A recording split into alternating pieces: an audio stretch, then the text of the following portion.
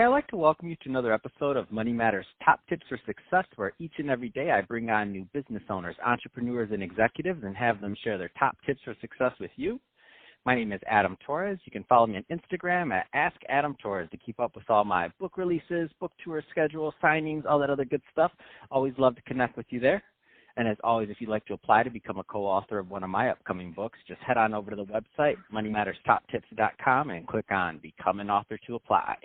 All right, so today I have Brad Chisum on the line, and he's CEO over at Launch Factory. Brad, welcome to the show. It's good to be here. So for everybody listening, this is a very special 2020 reunion episode. So I had so much fun talking to Brad the first time that I invited him back for another episode. So just to kick it off, Brad, I don't want to assume that everybody listened to the first one. So let's just get a little bit into what you're doing as CEO over at Launch Factory. So first, tell us a little bit more about the company, please. Sure, absolutely. So Launch Factory, we are a new entity in San Diego, and what we do is we create startup companies. So, and we mean that quite literally. So we start with the idea and do a lot of due diligence on these ideas. And when we have something that's ready to go, then we reach out to look for founders to be the leadership of that idea, of that company. We have a fairly involved process that gets us to those founders. We get that founders in place. The founders get 2/3 of the equity. We put in $300,000, and Launch Factory is the co-founder with 1/3. And then we have our own incubation process that lasts up to 2 years. So we're really trying to do everything we can to structure the odds of success in favor of our founders. Man, I really love your model and your strategy and the process you do to really give these companies and the ideas all of the support and what you can do to make sure that they're a success. So I know that you have a couple of new companies that you're launching coming up soon. Let's get into those. Very exciting, and congratulations. I know that's not an easy thing. So the two names I have are Simply Independent and Productize. So let's start with maybe Simply Independent. Yeah, Simply Independent is one that I think, this is going to be a really big deal, because this is, you look at what Simply Independent is trying to do. It's trying to address this problem that you have a growing population of people that need to move into assisted living facilities, but they don't want to. More than that, a lot of them, they actually don't have to. There are solutions out there to address whatever their limitations are. Maybe they can't keep their house up in repair, or maybe they're not able to drive and they have doctor's appointments.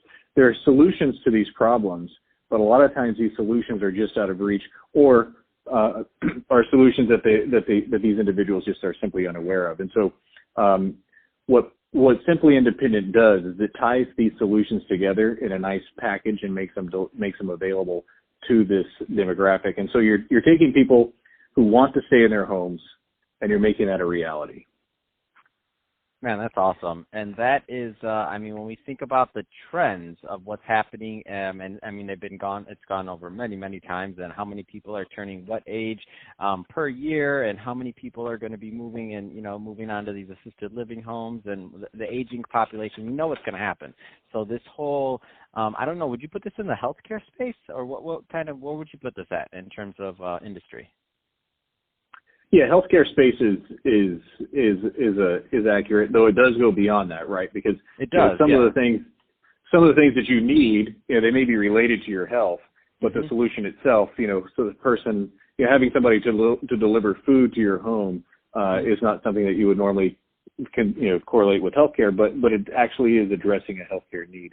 So what's also interesting when you look at the demographic that is the subject for this business, their tech savviness has been increasing dramatically over the past several years, and so you're seeing a very high percentage of these individuals that previously were in a demographic that didn't use technology are now users of technology. 73% of people that that are between 60 and 69 use a smartphone on a daily basis, and 63% use a laptop. And so you're having people that were previously unreachable because of their limitations on the technology they use. That's no longer the case, which is all the more reason that a solution like this is the right time for Simply Independent to be born. Man, that is so exciting, and I had no idea on that stat. And when I think about what you're saying, though, and I think about even my mom, like at first, once upon a time, kind of going through this transition, I'm thinking to myself, like, wait a minute. At one point, she wasn't on Facebook, and then at some point she was, and then at some point she's telling me about apps to download on her smartphone, and I'm like, wait a minute, I showed her how to set up her first email on a smartphone like not too long ago. How does she know all this stuff? So I guess that'd be my immediate example of validating that stat you just given. I never even thought about that. It's amazing. Let's talk a little bit about Productize. So tell us a little bit more about that one. Yeah, so Productize is one that, this is a fun one because, if you ask people how many people have had an idea for some sort of project or widget, some invention that they might have, and I've yet to get a no to that question. Mm-hmm. When you go look at this idea that, some small product or device that might make the world a slightly better place, most of us have had the light bulb moment at one time or another. And it turns out that this is a multi-billion-dollar market. I mean, billions of dollars are spent just in this country every year on people trying to be their own inventors to develop these products. And that's despite the fact that the majority of people that have ideas don't know how to even go about building a prototype. They need some help. On top of that, even if they can build a prototype, they don't necessarily know how to get that product out and market it. And so this is a market that's already huge, but because it's unstructured and because it's fragmented, it's not realizing its full potential. And so Productize provides a platform for people to go to that have their idea for an invention and get that product made by using third parties. So you can have it ties them together with engineers, freelancers, or corporate entities that can provide these services to get you to that prototype, and then take you from that prototype to some sort of scale volume production, give you your online presence. It allows you to be your own product manager in a way that's a lot of fun. And then, of course, there's opportunities to tie in crowdfunding, and I'm excited about this one because you start thinking about all the cool, innovative ideas that never get to be seen. Right. Because the person that has them. Like, what are we going to see when this is out and we get to actually see what people's creative abilities can produce? So I'm excited about this one. Wow, that's absolutely amazing, and to me it lends to, and it makes perfect sense, is it lends also almost to your business model for Launch Factory.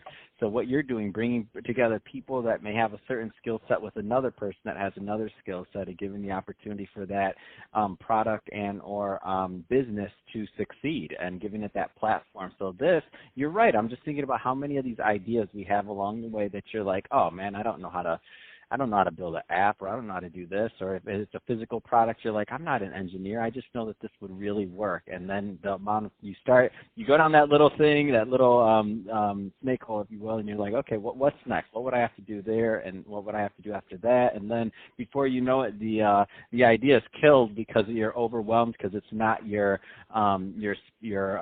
space that you're really efficient in or knowledgeable about. But now with something like Productize, take me through what that would look like, because I just want to visualize it a little bit further. So let's say I have an idea. What would be the next step? Right. So let's say you have your idea, and we'll say it's at the napkin stage. So you can do a little pencil drawing of it. Yep. Now you can take that and you can scan it in or take a picture of it and upload it to the webpage. And what this will do is it will walk you through the steps that you need to go through in order to make this into a product. And so, of course, you need to specify what your end goal is. Right? Are you looking to make this for yourself? Or are you looking to sell it, license it? So assuming you want to sell or license it, then what you would do is it's going to take you, okay, well, you need to get a prototype. And so you collect bids from people that say they can turn this into a prototype for you, because you're going to need your dimension drawings. You're going to need, you need some guidance on the material selection, all of those kinds of things. And so people will provide bids for that. And if you're using the crowdfunding portion, then that can be one means to pay, or you can pay yourself, either way. But then you will select your vendor, you'll get your prototype, and then you get to decide, okay, I've got my prototype. Do I like it? Do I need to make changes? Or am I ready to move to the next phase? And so all the things that a product manager has to do in a large company is basically streamlined and captured for you so that you're walking your product through this process. The intention is to design this in a way that doesn't take up a lot of your time. So you can still have your day job and on the side, churn out these inventions and get them into the marketplace. Oh my gosh, this is amazing. I love that. That excites me. I'm like, just when I thought I was going to get a hobby that was non-business related, like that was on my 2020 goals to do something other than podcasting, because that's what I do. Now you give me this. So now I can create some physical products. I can get them out to market, and I can see what happens. I love it. This is exciting. So Brad, if somebody's listening to this and they want more information on Launch Factory or on any of the companies that you have coming out or that you're launching, what's the best way for them to get that info? The best thing to do is go to our webpage, launchfactory.com.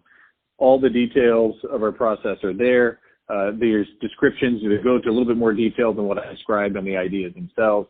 And there's also a way to reach out to us if you have any questions. And so launchfactory.com.